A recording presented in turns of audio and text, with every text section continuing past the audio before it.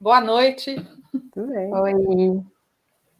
Então, boa noite, pessoal. Hoje a live é sobre morcegos e flores, com as convidadas especiais aqui, a Ludmila Aguiar e a Eugênia Cordeiro. Vão conversar um pouco com a gente sobre esse assunto.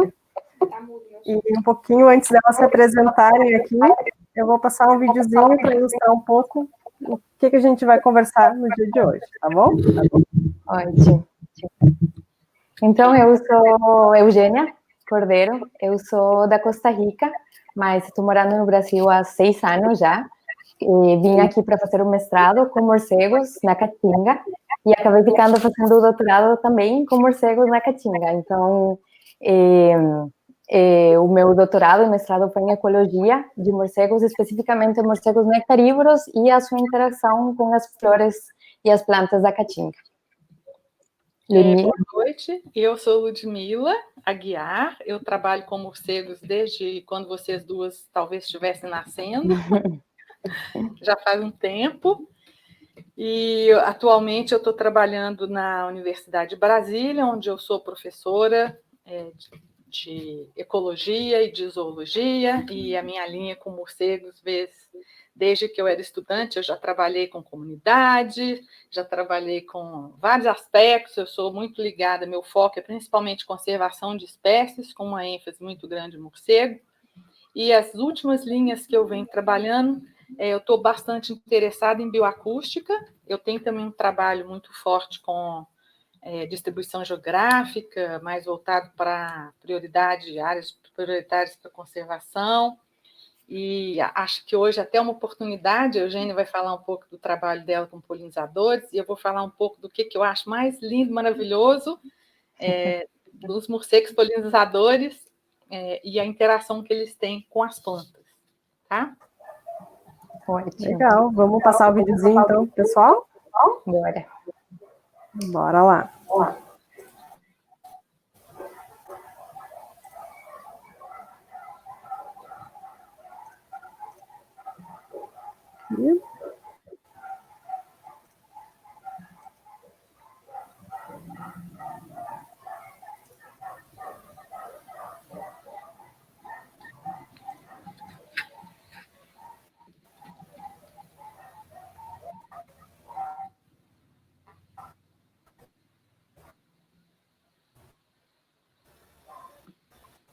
Tá dando para ver?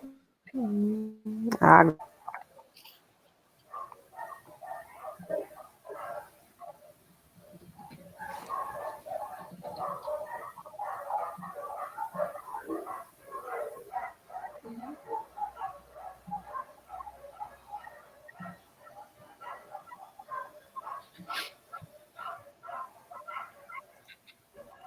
Ele deu uma cortadinha, mas deu para ver um pouco. Então, nesse vídeo a gente pode ver uma das características principais dos morcegos nectarívoros, que é essa capacidade para manter o voo na frente da flor, enquanto eles se alimentam, que nem os beija-flores, né, os passarinhos. E dá para ver também como eles enfiam quase que toda a sua cabeça dentro das flores quando a flor é o suficientemente grande, né, para suportar eles. Porque essa interação entre morcegos nectarívoros e plantas é muito apaixonante, realmente, porque você tem que tentar entender as duas partes da história, né? Tanto a parte morfológica e de comportamento dos morcegos e também a parte morfológica e o comportamento das flores também, né? Quando que elas estão disponíveis, a qualidade do néctar que elas disponibilizam, o tamanho do pólen, enfim, tem muitas características que enquanto mais você estuda, mais você se apaixona. Concorda, Ludmila? Concordo totalmente, e eu acho que é importante a gente falar já que a gente está falando para uma audiência grande, eu suponho que tem muita gente que é apaixonada pelos morcegos, está estudando os morcegos, como que a gente é um país onde o número de morcegos é muito grande, é o segundo grupo, né? Todo mundo sabe, dentro dos mamíferos, quem estuda os mamíferos, os primeiros são os roedores, logo depois o número de espécies são os morcegos. E, infelizmente, como a gente mora num país agrícola, o serviço que esses morcegos fazem é muito pouco reconhecido. E a polinização é uma delas, assim, nem tem questão, a gente nem vai discutir a importância dos insetos, das abelhas, Mas os morcegos, eles polinizam plantas que têm peculiaridades e são plantas que foram selecionaram como objeto, né, como um vetor que vai levar o pólen de um lugar para o outro, os morcegos. Então, acho até tem uma figura muito interessante, Eugênia, que a gente pode falar um pouquinho dos lugares onde a gente está atualmente. A Eugênia trabalhou na Caatinga, eu trabalho atualmente no Cerrado. Esses dois biomas, eles são biomas muito ricos em morcegos. 40% da fauna de mamífero é composta por morcego. E eles têm características de vegetação. Por exemplo, na Caatinga a gente tem uma quantidade de cactos, no Cerrado também. Eu estava lendo o trabalho da Isabel e ela estava falando que dentro da Caatinga, a vegetação total, a quantidade de plantas polinizadas por morcego chega a 13%, que é um número muito grande, né? No Cerrado, a gente não tem essa estimativa, mas em breve a gente terá, porque tem uma pessoa trabalhando aqui, que é um aluno que veio até da Caatinga, se Deus quiser, ele vai dar... que legal. Legal. E que é uma coisa super importante da gente reconhecer, porque eles polinizam, eu vou mostrar, eles polinizam coisas que a gente utiliza no nosso dia a dia, por exemplo, maracujá. O maracujá comercial, quem faz a polinização é uma abelha, aquela grandona, como é que ela chama, gente? Mamangava. Mas tem outros maracujás que são os morcegos. Eu vou mostrar para as pessoas se darem conta. A gente fala muito da tequila, mas a tequila é um produto que está lá em cima, né, na América do Norte, quase, ou na América do Norte. Mas aqui a gente tem esses produtos, por exemplo, o pequi. Eu não sei se na Caatinga eles comem pequi, mas no Cerrado eles comem pequi, que também é polinizado. Deixa eu mostrar aqui para quem não conhece esse fruto. Não sei se você conhece, Eugênio. Você já viu um pequi? Conheço. Já comi também. Deixa eu tentar mostrar a foto do pequi. Aqui a gente tem... Espera aí, só um minutinho, eu tenho que... Pequi. Na Amazônia ele é conhecido como piquiá.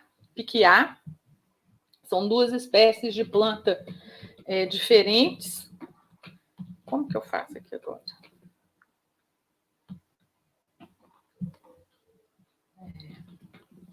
Ixi.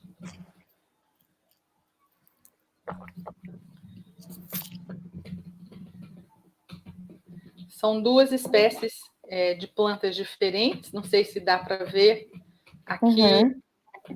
À direita é o pequi do Cerrado, que é a Cariocar brasiliense, e à esquerda é o piquiá da Amazônia, que é o Cariocar viloso.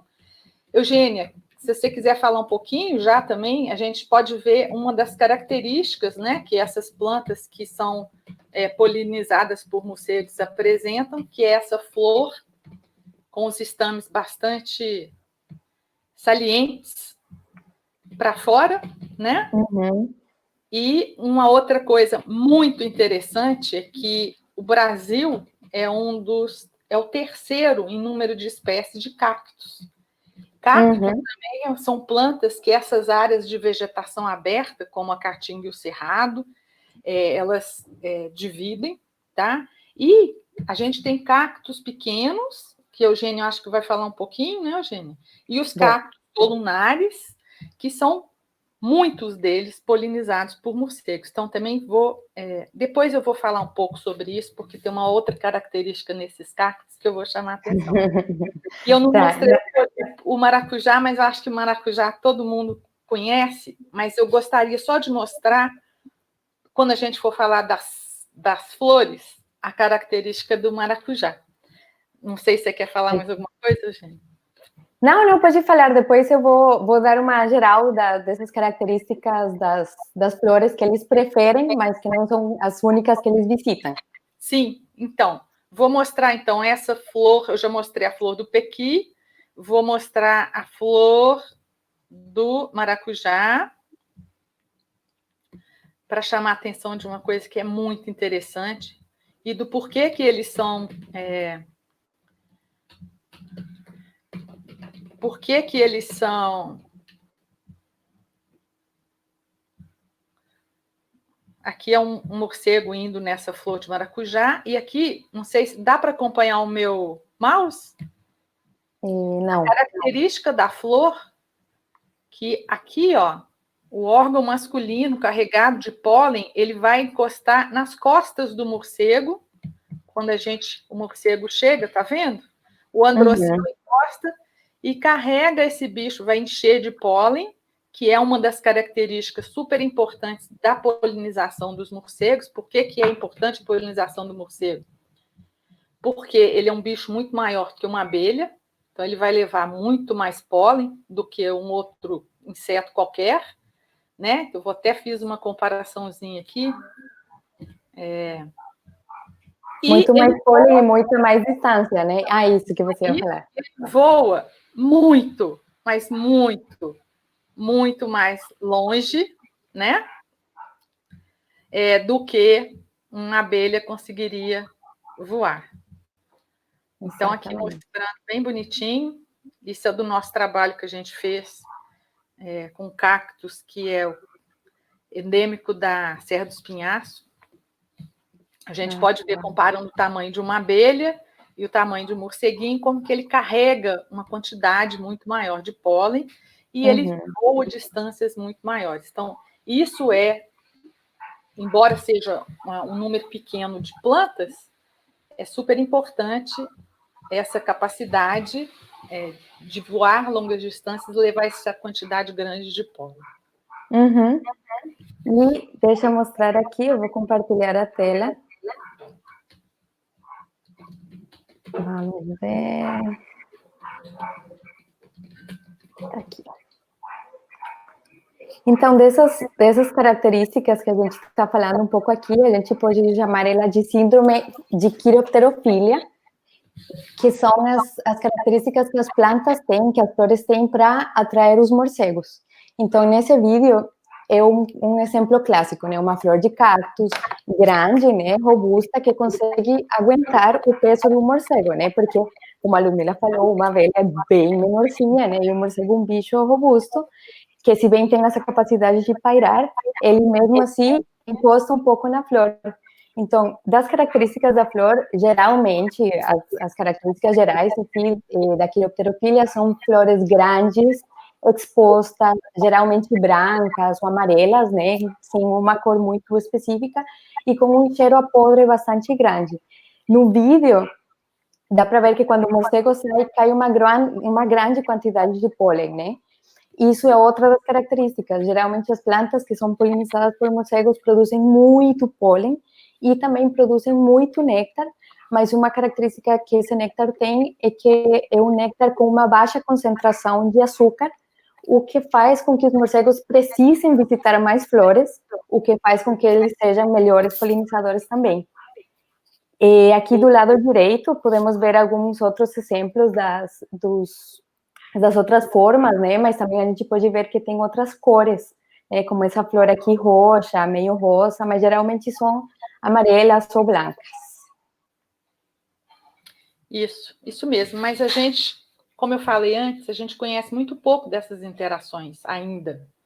A gente nunca deve menosprezar, porque a planta, se ela fornece néctar durante a noite e ela é vermelha, vá lá e verifique se não tem um morceguinho tentando colocar o focinhão dele lá dentro, tá? Porque a síndrome, ela dá uma indicação, mas a gente é biólogo, né? A gente estuda biologia, sempre tem uma exceção, não é uma ciência exata. Então, a gente sempre tem que verificar.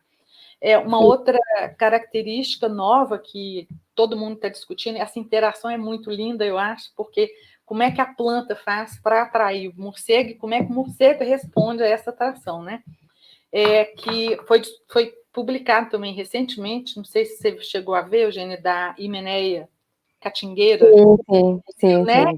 Além de ser em grande quantidade, é uma característica de flores, eu acho que você falou de flores que atraem morcegos, mas ele também tem um cheiro que é específico para a atração de morcego. E essa Himeneia catingueira é muito legal, porque tem uma chuva de néctar. Além de ter muito néctar na flor, isso já aconteceu comigo, assim, quando eu era nova ainda, estava estudando numa área de Caatinga, em Minas Gerais, e eu fiquei muito intrigada, porque era uma área muito degradada, inclusive tem relatos de estudos feitos com a produção de pequi, que diminuiu a qualidade do pequi por causa da degradação do habitat e do desaparecimento de várias espécies de morcego. E eu pegava a flor de pequi, virava e ela entornava, assim, eu falava, como assim? Como que sobra assim? E foi muito interessante porque era uma piscininha, então ficava cheio de inseto. E eu peguei um micronícteris, que é um morceguinho insetívoro, comendo o inseto que estava entrando na florzinha. Então, são várias interações que a gente tem das flores com os morcegos, né? Mesmo que falte polinizador e fica com esse excesso de néctar, tem sempre alguém ali aproveitando e se utilizando desse recurso.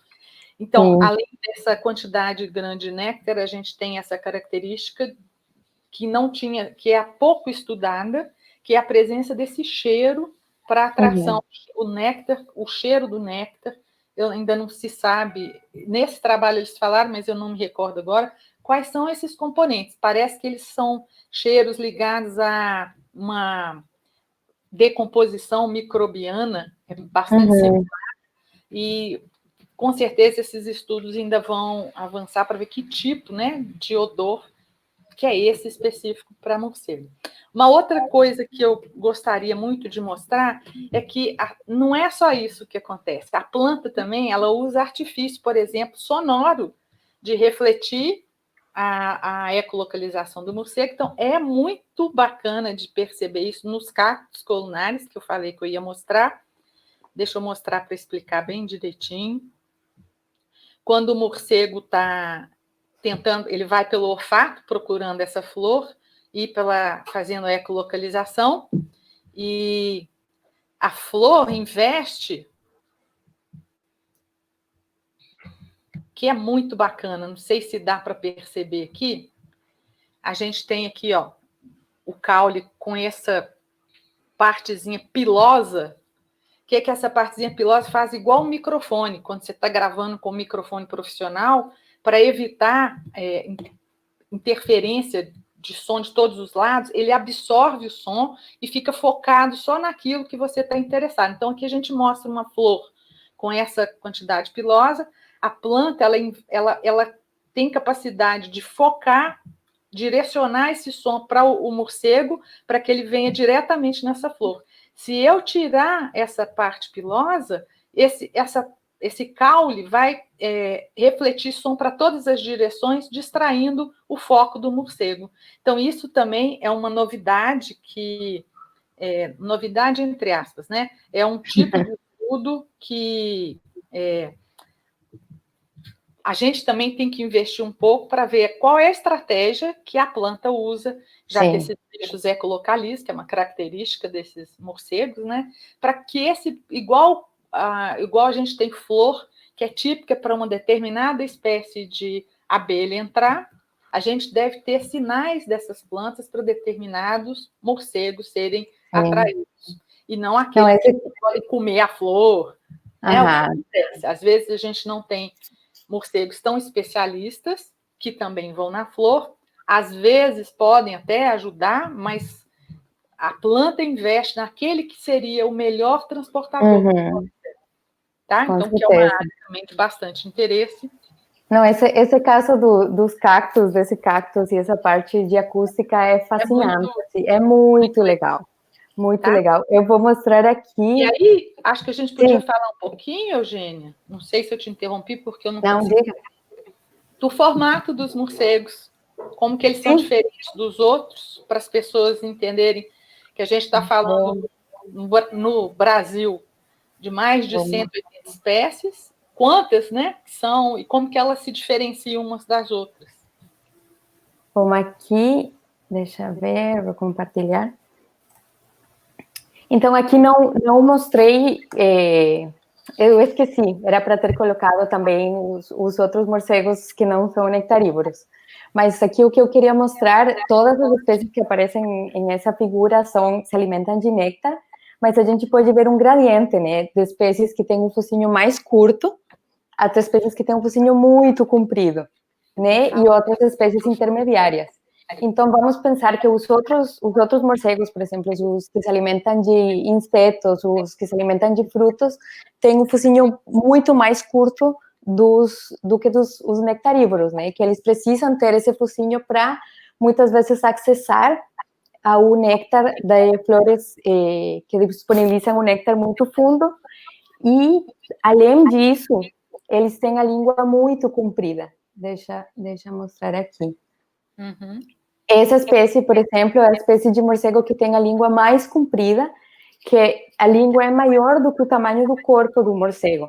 Então, ele tem uma cavidade aqui, como dá para ver na figura, uma cavidade onde esse morcego guarda a língua e depois tem a capacidade para sacar essa língua toda para se alimentar dessa flor, por exemplo, que dá para ver ali na imagem, que tem um néctar bem no fundo. Não sei se quer adicionar alguma coisa. Me levou a apresentar enquanto isso. Esse vídeo aqui é o make-off, mais ou menos, de como são tiradas esses vídeos nos laboratórios, né, para ver como que os morcegos se alimentam e tudo mais. Aí são com câmaras em câmera lenta, né, onde dá para ver o comportamento, os movimentos do morcego, quanto tempo que ele demora, até qual profundidade que ele consegue se alimentar.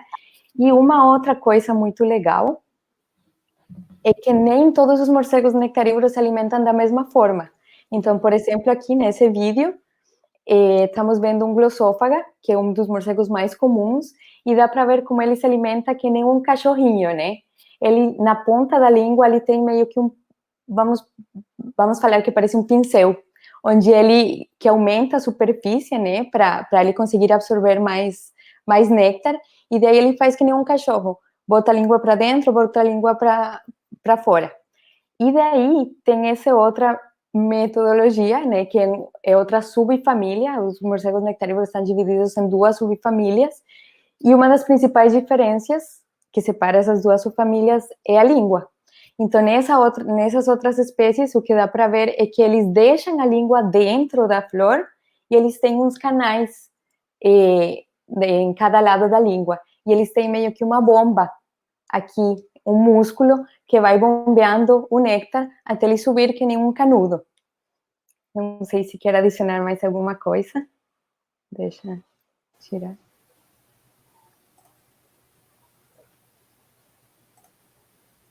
Não está dando para ouvir a Ludmila, está dando? Isso mesmo, muito legal esse estudo, mostrando as diferenças. A gente pode ver o tamanho, né? Também varia o tamanho da língua. E eu acho que você falou no início, por exemplo, eu vou pegar aqui uma fotozinha que eu coloquei dos morcegos, para mostrar essa diferença dos morcegos que a gente tem.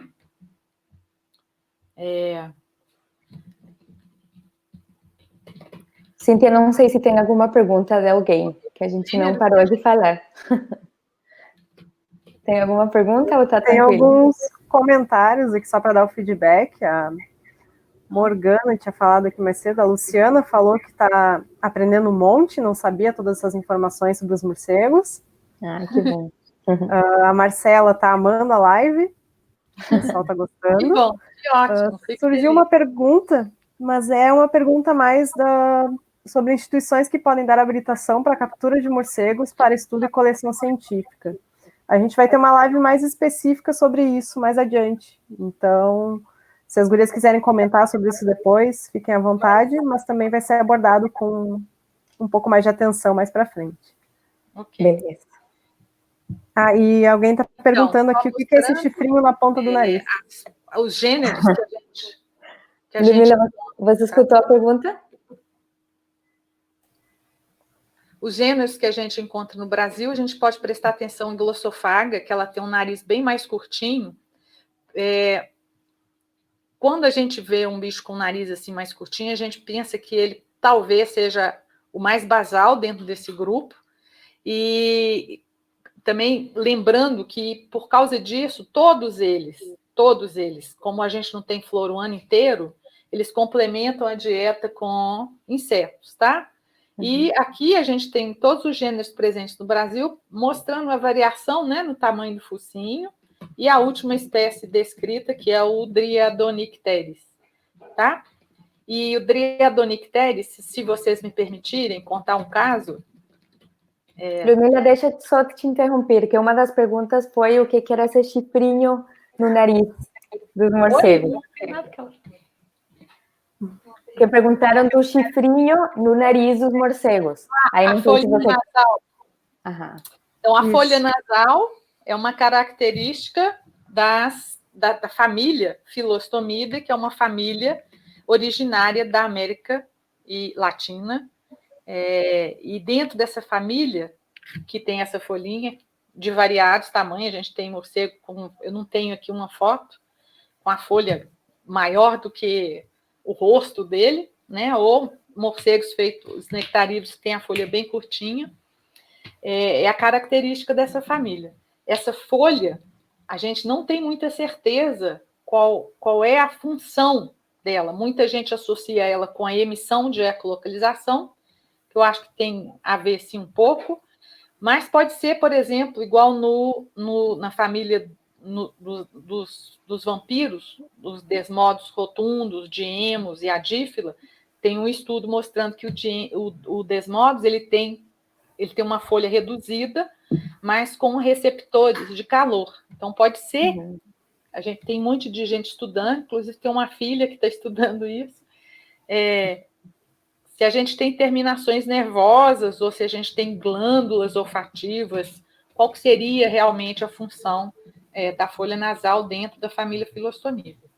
E essa família, ela é muito importante, porque ela reúne em uma família só todas as dietas que a gente encontra no grupo de mamíferos, exceto o de bicho morto, né? Que chama...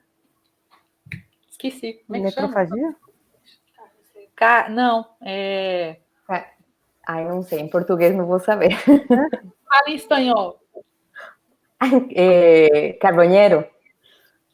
Eu sei como que fala quando predam carniceiro, de que come carniceiro. É a única coisa que a gente não encontra dentro dessa família. Gurias, a gente tem mais umas perguntas aqui. Sim. Bom, alguém tinha perguntado das famílias, mas acho que vocês completaram agora. E o pessoal está falando da importância, né, de esclarecer tudo isso pela perseguição que os morcegos estão sofrendo, né, que está aumentando. Luiz comentou. Bacana ter falado disso. Vou até mostrar que um país como o nosso, que é o segundo maior em número de espécies de morcego, raramente a gente vê representação dos morcegos em qualquer coisa que fale sobre fauna. E eu coloquei uma muito bonitinha, porque tem tudo a ver com o que a gente está falando.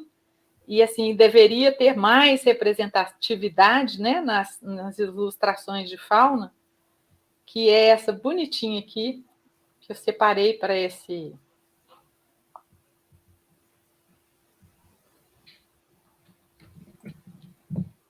Aqui está. Aqui a gente pode ver o morceguinho. É uma ilustração do Domingos Melo, que eu tirei de um livro a respeito da caatinga. Então, a caatinga, como eu disse antes, os morcegos têm uma grande importância nesse bioma porque polinizam uma grande quantidade de plantas, inclusive os cactos colunares. Se quiserem... Bom, não sei se essa pessoa tinha alguma pergunta mais específica, Cíntia, ou era só de falar... Ele comentou dessa importância e pela perseguição, né, que os morcegos estão sofrendo agora nesses tempos, e muito por causa do coronavírus também. Né? Não só agora, porque os coitados dos morcegos sofrem essa perseguição há muito, muito tempo. E eles têm sofrido muito. E apesar de ser isso, como a Ludmila falou, são animais que estão muito próximos a gente e são raramente representados, são raramente considerados de uma forma positiva. Quase ninguém fala dos benefícios, da importância. Não vou falar de que todo mundo tem que achar eles bonitinhos, eu acho eles incríveis, super bonitos, mas nem todo mundo tem que achar eles bonitos, mas sim, é muito bom para nós que trabalhamos com morcegos, né? Trabalhar com morcegos é trabalhar com pessoas, é uma coisa completamente certa, assim. Eu gostava muito só de trabalhar no mato, eu ficava feliz coletando dados e tudo mais, mas quando eu comecei a perceber esse grandíssimo conflito que tem entre morcegos e humanos, por vários motivos, né? Muitas vezes está fundamentado só em uma informação errada, e que isso acaba gerando medos desnecessários, né?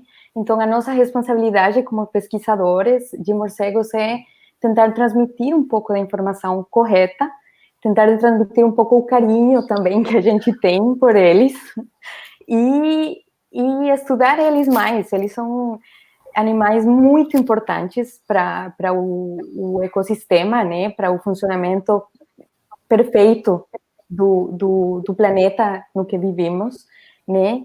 E então é muito importante estudar eles. Realmente entre mais a gente estuda eles, mais a gente aprende e consegue achar uma maior funcionalidade ainda dos morcegos. Não sei se você quer adicionar mais alguma coisa, Ludmila. Eu acho que a gente tem que, falando sobre eles, eu acho que a gente tem sempre que lembrar, a gente vive com eles, mal enxerga os morcegos são noturnos, dificilmente você fica prestando atenção, não é um bicho fofômetro, né, que todo mundo fofofauna, mas a gente come porque eles estão predando pragas agrícolas, a gente tem as paisagens do jeito que elas estão, porque eles semeiam, eles levam essas sementes, da mesma forma que ele voa longas distâncias e leva o pólen, ele leva sementes dos frutos que eles comem, eles defecam em voo. Você pode observar na sua cidade, deve ter nas áreas verdes inúmeras plantas que quem colocou ali foram os morcegos, tá? Que semeou ali de graça, fez esse serviço. Então, eles modelam a vegetação, modelam a paisagem por meio desse serviço, além de polinizar coisas que a gente utiliza no dia a dia, como banana, como tequila, que é uma coisa super falada, como maracujá, que eu falei aqui, banana, outras coisas que a gente utiliza, tá? Eu coloquei aqui algumas das plantas mais conhecidas, assim, que a gente utiliza e que os morcegos polinizam. Isso, goiaba, manga, figo, tá? E nesse momento em especial, a gente tem que ser muito positivo com eles, porque em países como a China, eles estão exterminando, provocando extermínio de populações de morcego. Isso é a mesma coisa da gente pegar os nossos macacos, que são bioindicadores da presença da febre amarela, e exterminar esses macacos. Não é assim que a gente resolve esse tipo de problema. Tá? Então, é um momento que a gente tem que falar positivamente. A gente não sabe como seria a nossa vida sem esses morcegos na face da Terra. Provavelmente a gente já seria afetada, a espécie humana, de uma forma muito negativa. E é melhor a gente... Muito direta também.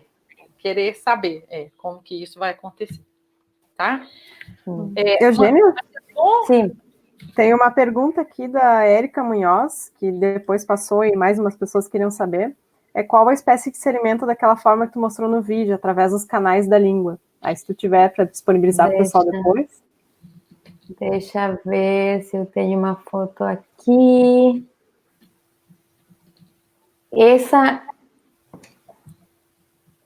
Você tem uma foto ali de um Loncofila, Ludmila? Loncofila? Tenho aqui, ó. Para mostrar que esse gênero, Loncofila, alimentam com esses canais, através desses canais. Eu não separei, mas a Virginia a Ludmila já vai. Tem aqui uma Loncofila.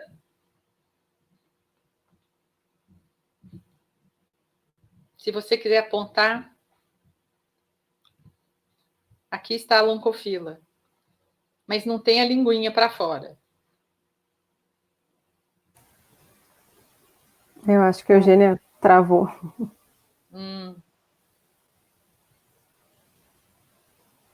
Mas a gente tem Loncofila.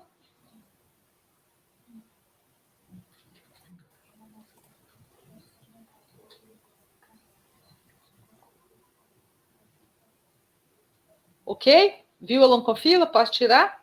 Pode tirar. Acho que a Eugênia travou aqui, mas ela já deve estar conseguindo voltar. De repente, se ela sair e entrar de novo aqui, fica mais fácil. Ela caiu a conexão.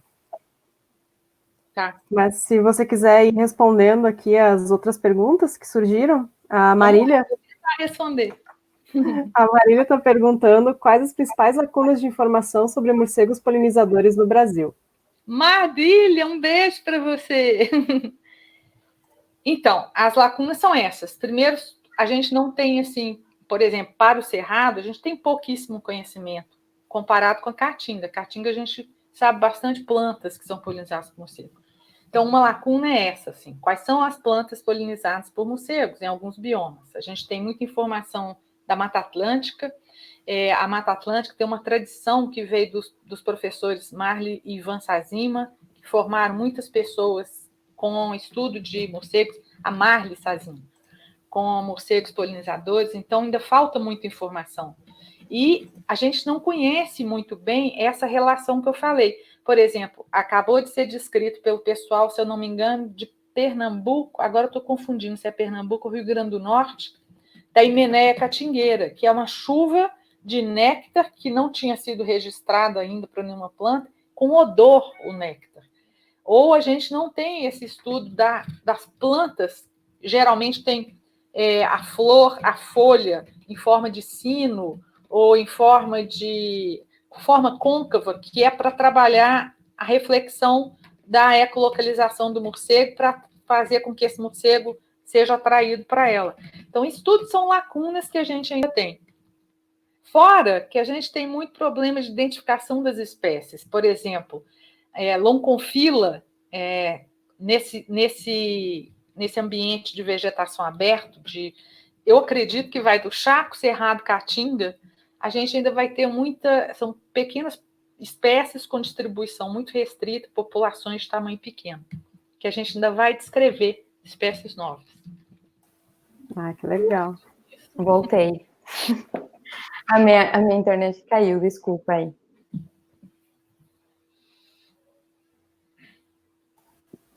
Interrompi alguma coisa? Não, a Ludmila estava falando um pouco sobre a pergunta da Marília, sobre as lacunas de conservação e de estudos de polinizadores aqui no Brasil. E o pessoal aqui está perguntando também depois se tem alguns livros que vocês podem indicar, se vocês querem disponibilizar os slides. E uma pergunta que bem legal do Reinaldo acabou de postar aqui: o que poderia ser feito para atrair jovens pesquisadores sobre morcegos? Nossa, eu fico muito feliz com essa pergunta também. Eu acho que, assim, eu acho que eu, quando eu era estudante, a coisa que eu mais queria era o que aconteceu. Eu criei uma revista chamada Quiróptera Neotropical, que agora eu encerrei, mas que eu estou tentando voltar, e exatamente com essa preocupação de como inserir os estudantes latino-americanos, que na minha época não tinha internet, era muito difícil.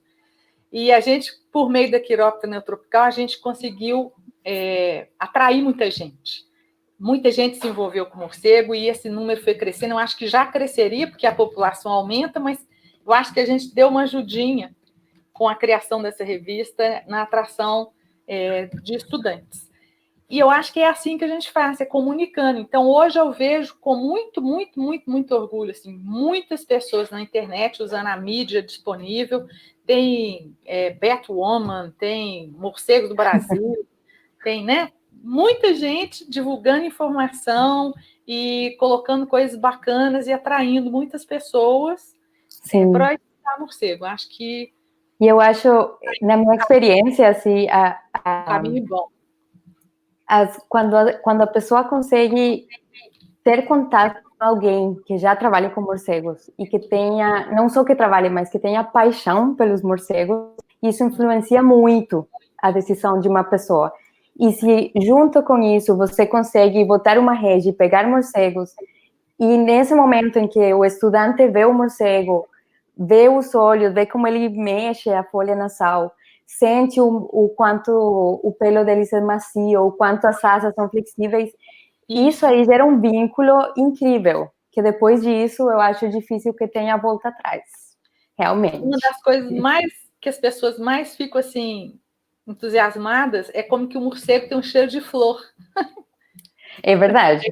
Né? Aí fala, olha, tem cheiro de flor, porque geralmente ela cresce ouvindo coisas horríveis da imaginação, porque não condiz muito com a realidade. Então, sim, a melhor coisa que tem é essa comunicação de esclarecer as dúvidas que são normais, de tentar mostrar como que eles são realmente, qual é a função deles, como é que a gente pode encontrar morcego, como é que a gente pode evitar o transtorno que o morcego traz, transtorno na cidade, suja as paredes das casas, como que a gente lida com isso. É assim que a gente traz pessoas e faz.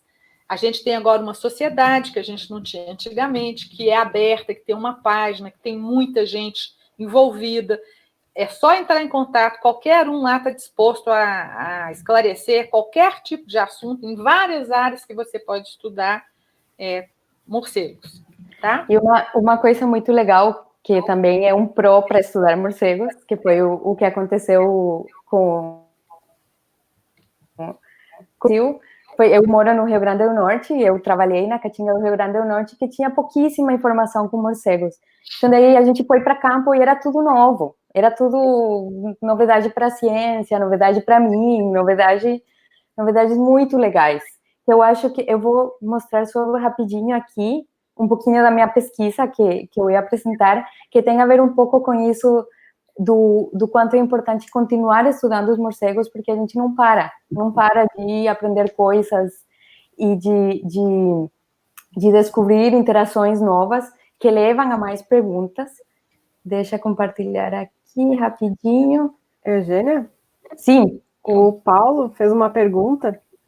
Como que tu vê os próximos passos para entender como os morcegos persistem na semiárea da Caatinga?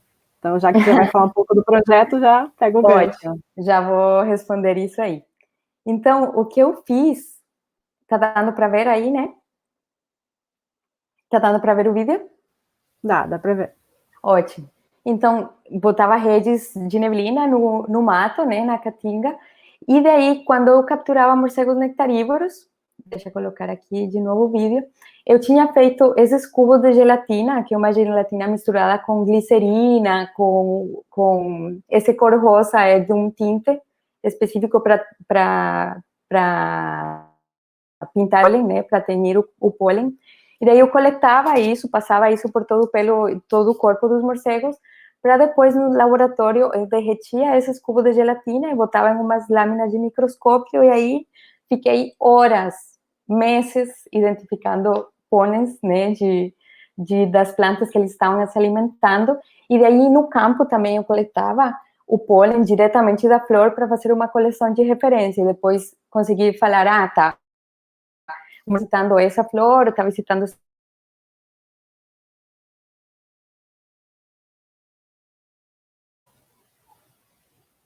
Eugênia? Acho que caiu a conexão da Eugênia. Uhum.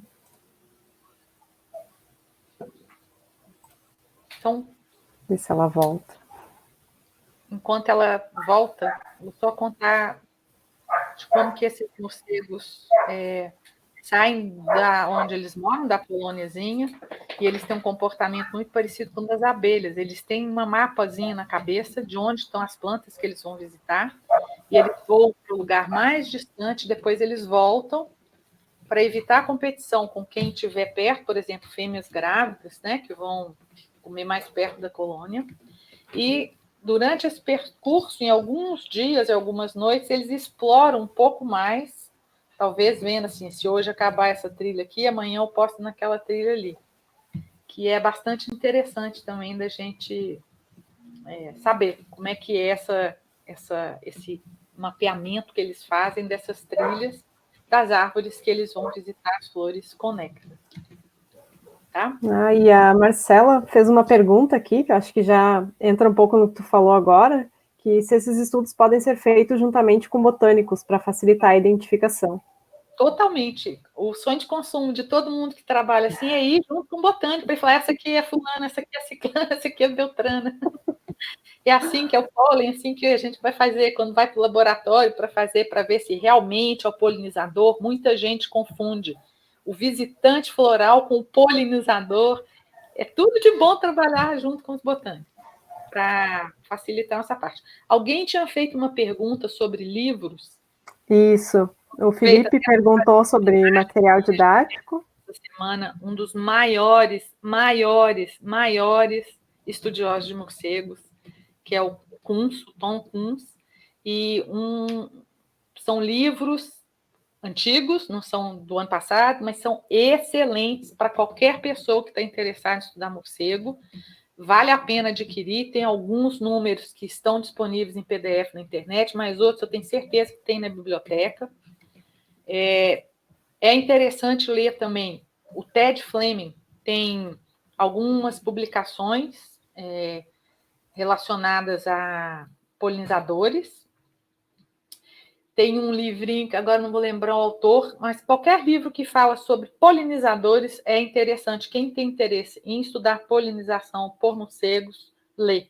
Tá? E procurar os trabalhos. A gente tem muita gente boa que trabalha com polinizador. Marco Tchapka, que é o que fez a língua.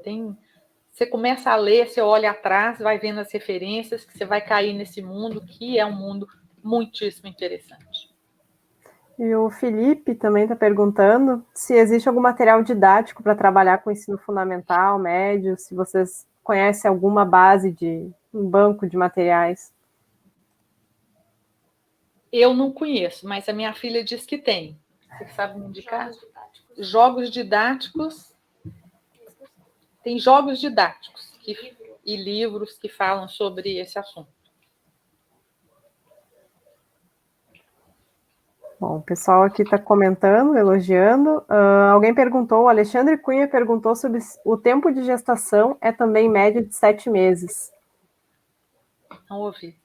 Se o tempo de gestação é também média de 7 meses.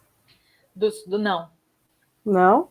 3 meses. Tempo de gestação, geralmente. Uma média de 3 meses. Bem mais baixo. É bem pouquinho, é bem rapidinho. E é muito legal. Se eu soubesse, tinha colocado uma foto do filhotinho. Porque as fêmeas voam com o filhote debaixo do braço e elas ficam exauridas. E eu tinha, assim, foi o primeiro registro de uma lonconfila voando com o filhotinho.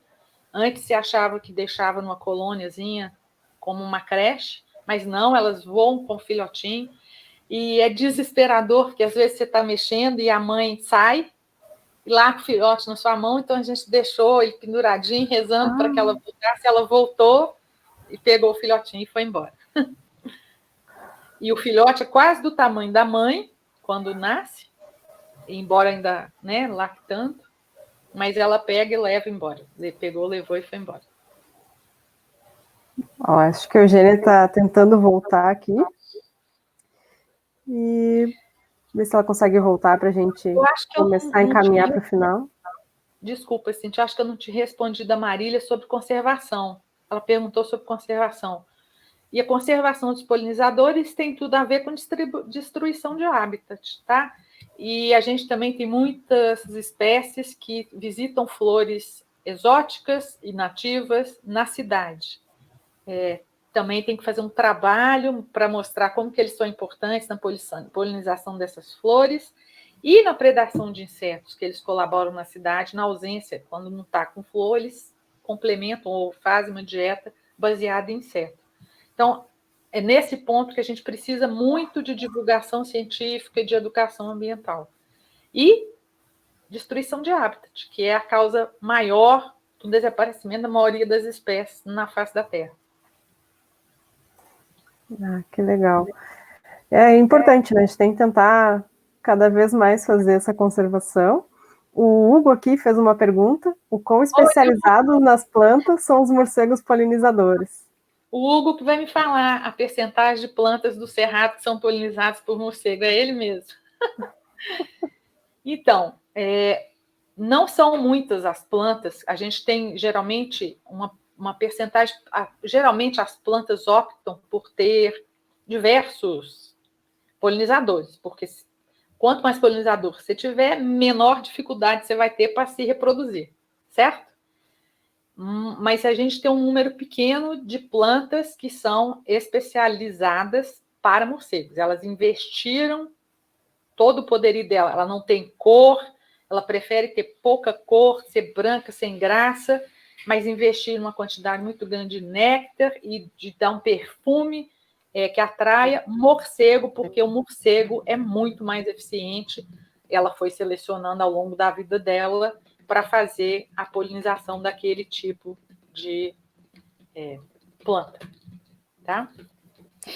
O Erickson Assis fez uma pergunta muito legal aqui também, sobre o fato de as pessoas deixarem aqueles bebedouros, né, para beija-flor, com água com açúcar exposto, e os morcegos nectarívoros, eles poderiam se alimentar disso, e se isso seria prejudicial para eles. Não é prejudicial se você troca. É prejudicial se você deixa a água lá por longo tempo, porque ela pode fermentar e fazer mal para eles. Mas trocando, não tem problema. Aqui também tem mais uma pergunta do Guilherme Dantas. Por que os morcegos adaptam tão bem ao meio urbano? Não todos, alguns. Porque lá tem o alimento deles, tá? E onde tem alimento, tem o bicho atrás. Esses morcegos que a gente vê na cidade, eles são morcegos mais generalistas. Então, eles são mais adaptados a novas situações, desde que ocorra abrigo e alimentação. Então, em cidade, a gente encontra muito, por exemplo, lossofaga, a noura, é um bicho que a gente encontra em cidade, que são bichos mais generalistas, não são tão... não tem uma seleção tão grande de que tipo de planta que eu vou procurar, e come também inseto. A gente tem artíbios, que é um frugívoro, que é muito bem adaptado a Eugênio. É muito adaptado também a cidades. Então, são poucas as espécies adaptadas, são essas espécies mais generalistas, tá? Mas não são todas. Agora a Eugênia conseguiu voltar. Que bom, Eugênia. Mara, pelo menos para dar tchau, né? Porque... Não, o Liedson Carneiro fez uma pergunta legal também. Se os morcegos são territorialistas na rota de visitas, como alguns beija-flores? Excelente pergunta. Eugênia, quer responder? A resposta é sim. Eles brigam muito. Dá para ver eles com contato direto até. É raro de ver, mas quem trabalha com isso de observação... Tem espécie que ela vai forragear em grupo. Então, tem morcego que vai forragear sozinho, tem morcego que vai forragear em grupo. É muito interessante ver que mesmo em grupo, eles ficam disputando, assim, quem que vai na frente, tá? Então, tem sim uma defesa daquela rota que eu expliquei, não sei se ele ouviu, que eles fazem uma rota, é como se ele tivesse um mapa na cabeça, e eles vão disputando, e à medida que você se alimenta da flor, o néctar vai embora e demora um tempo para se recompor. Então, eles ficam nessa briga de eu vou primeiro, porque senão ele pega, quando ele chega, já não tem mais nenhum néctar naquela flor, tá? E aí tem uns morcegos, aqueles que têm um focinho mais comprido, têm uma pequena vantagem, porque antigamente se pensava que aqueles com focinho mais comprido só tinham uma interação com flores muito compridas também, mas não. Na real, eles conseguem se alimentar do restinho que todos os de focinho mais curto deixaram. Então, eles têm uma vantagem aí legal também. Isso. O Frederico está perguntando aqui como é que os morcegos detectam as flores? Pelo olfato, através da localização ou ambas? Eu vou matar o Fred. Fred, pela ecolocalização e pelo olfato. Um beijo. E acho que tem mais umas 2 perguntinhas aqui que a gente pode responder para já encaminhar para o final da live, que já estamos quase em 1 hora. Acho que a gente podia ficar mais umas 3 horas falando sobre tão legal que é esse assunto, tão bonito. Aqui, a pessoa Anjos, qual a influência da iluminação urbana na distribuição espacial dos morcegos? Eles evitam áreas muito luminosas à noite? Então, a gente acabou de fazer um estudo em áreas urbanas para verificar isso, o efeito da iluminação, e realmente tem algumas espécies que evitam a luz. Tem algumas outras que elas são até atraídas pela luz por causa da oferta de insetos, tá? Então, isso vai depender muito do tipo de luz, do tipo de ambiente, por exemplo. Se tiver uma cidade com pouca área verde, só as lâmpadas, talvez você tenha um número muito se tiver um número muito reduzido de espécies que vão fazer essa visitação, elas vão desaparecer dali porque não tem onde ficar, tá? Outra coisa, às vezes as espécies se abrigam na cidade, mas se alimentam em áreas bem distantes. Mas dentro da cidade tem sim uma influência. As espécies de voo rápido, elas são menos afetadas pela presença da luz. As espécies que voam mais devagar, elas são um pouco mais afetadas pela presença da luz. Vão evitar os lugares muito iluminados. O Igor Daniel fez uma pergunta, e depois teve uma pergunta muito parecida embaixo também. Se existe alguma estratégia reprodutiva favorita vista em nectarívoros? Harém, berçário? E também o Alexandre perguntou sobre isso, sobre as formas, se eles formam haréns. Quer responder, Eugênia? Não, pode falar. Só eu que estou respondendo? Quer responder? Deixa eu mostrar um vídeo enquanto a gente responde isso. Bom, não sei se vai dar tempo.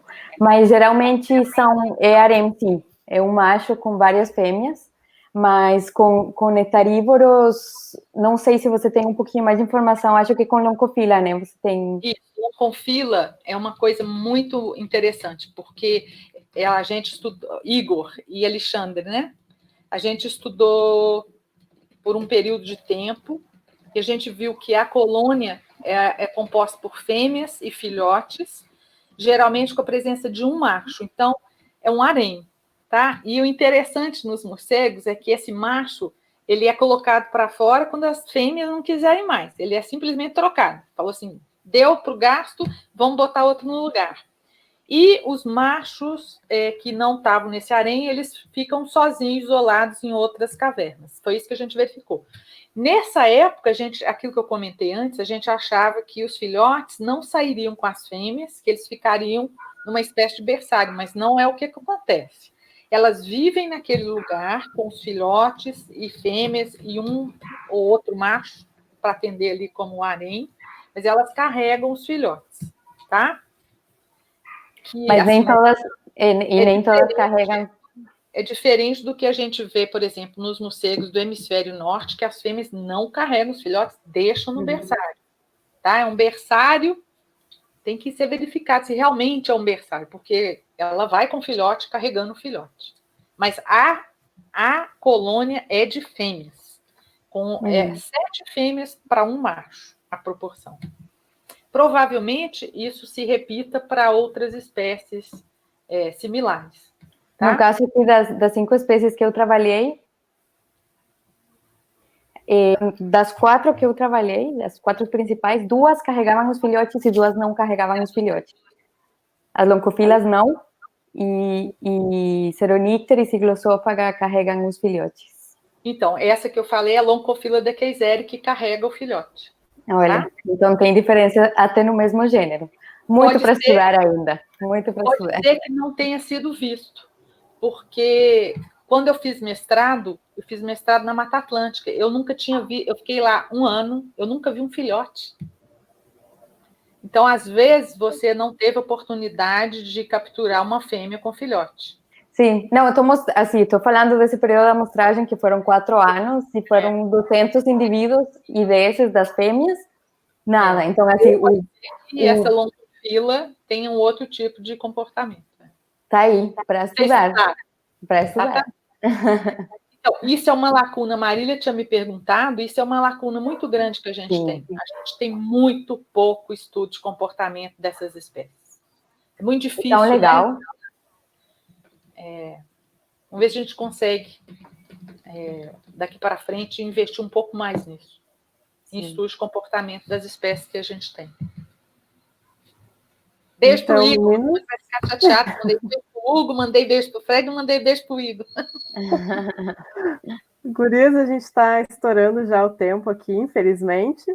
Então, se vocês tiverem mais alguma colocação que vocês querem fazer para encerrar. Acho que eu falei tudo que eu queria, interação.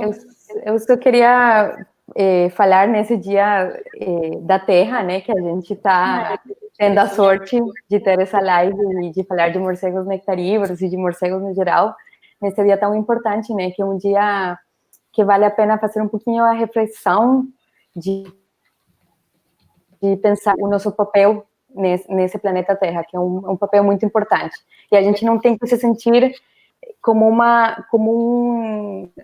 ente que não faz parte desse ecossistema. A gente faz parte desse ecossistema, a gente tem muita responsabilidade. E agora, nesse momento difícil de pandemia e a relação negativa e a repercussão negativa que está tendo com morcegos, que dói no coração, realmente dói. Ler as notícias das matanças horríveis de morcegos que estão tendo em diferentes partes do mundo. Então, eu gostaria de deixar a reflexão de correr atrás de informação certa e de ver que realmente os morcegos acabam sendo culpados por coisas que eles não são culpáveis, muitas das vezes. Então, é só deixar um pouquinho essa reflexão aí. Mas muito obrigada pela atenção. Eu também quero insistir aqui nesse ponto que a gente tocou. Muito cuidado com os morcegos. Vamos tentar...